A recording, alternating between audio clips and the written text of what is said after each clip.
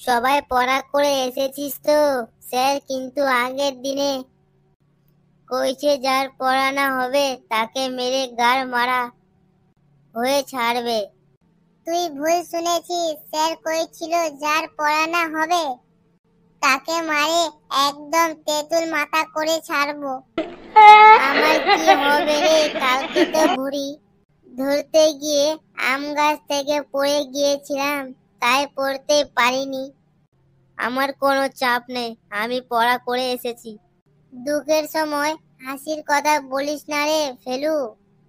তুই পড়া করে এসেছিস, এটা তো খুবই হাসির কথা হয়ে গেল রে। দেখো স্যার আসুক, তখন তোমরা চোদন পাবি পড়া করে এসেছিস কিনা। না করে এসেছিস। এই চুপ চুপ চুপ, স্যার ক্লাসে আসছে, সবাই দাঁড়া।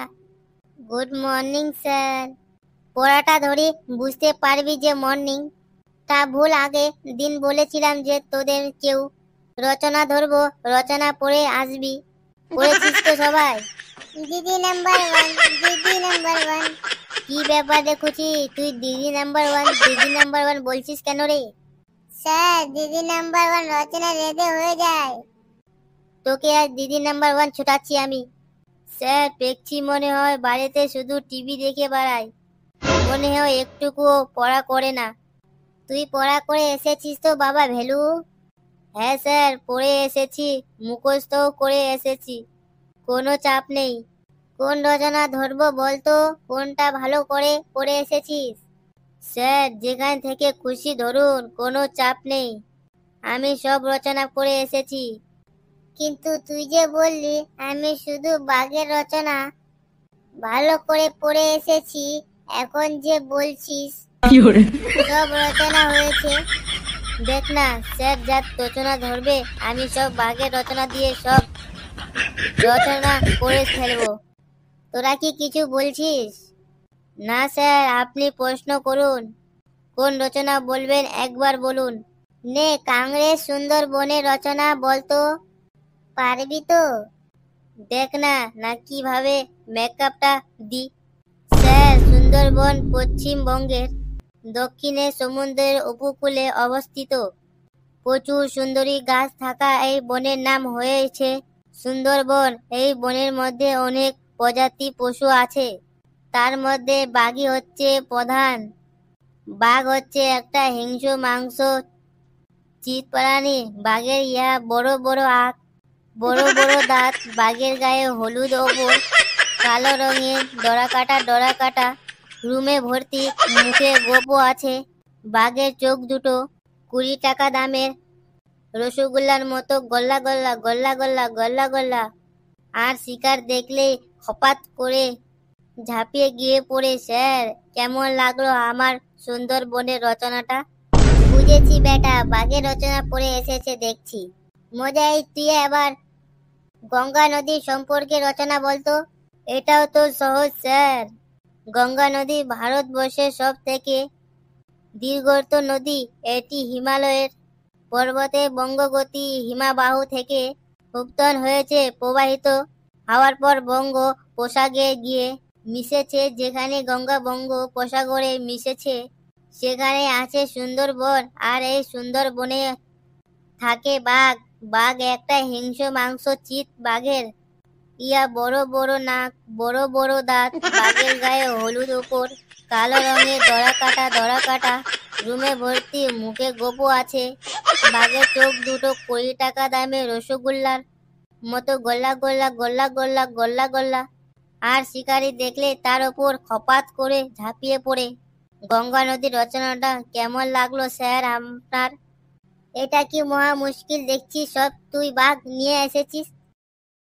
স্যার আর কিছু নিয়ে রচনা বলতে হবে বলুন। নে এবার মোটর গাড়ি নিয়ে রচনা বলতো দেখি।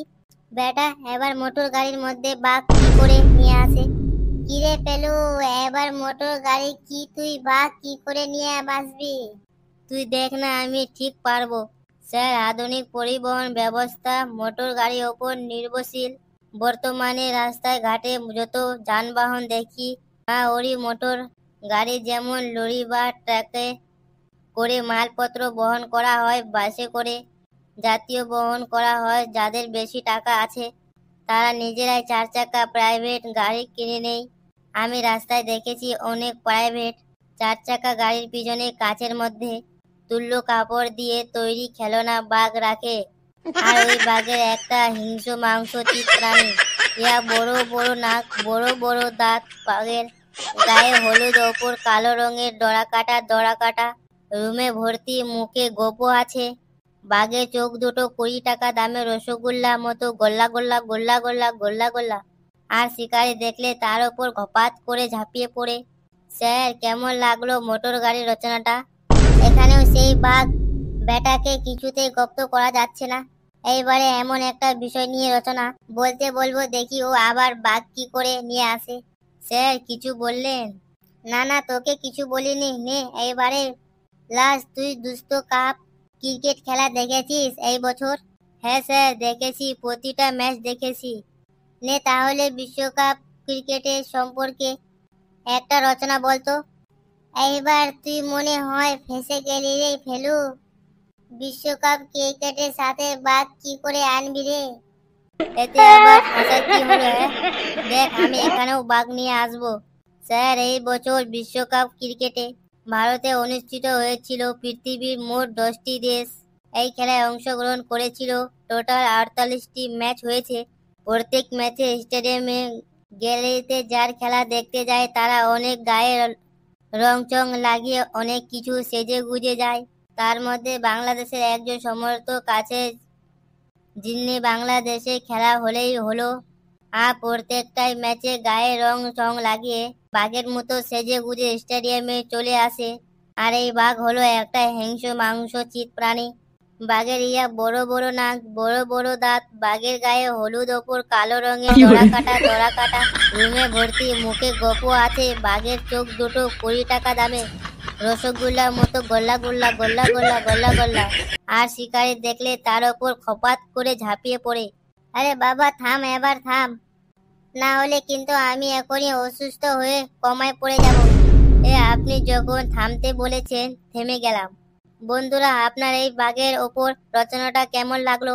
আপনারা কমেন্ট, শেয়ার অবশ্যই জানাবেন। আর ভিডিওটিতে লাইক করবেন।